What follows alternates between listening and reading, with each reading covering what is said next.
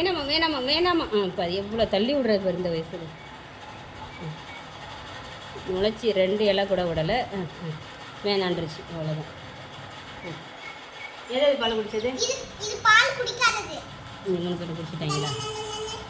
ஏன்னா பால் குடித்த பசங்க 10 நாளைக்கு தூங்குவாங்க போல பசும்பாலை குடிச்சுக்கிட்டு. இந்தல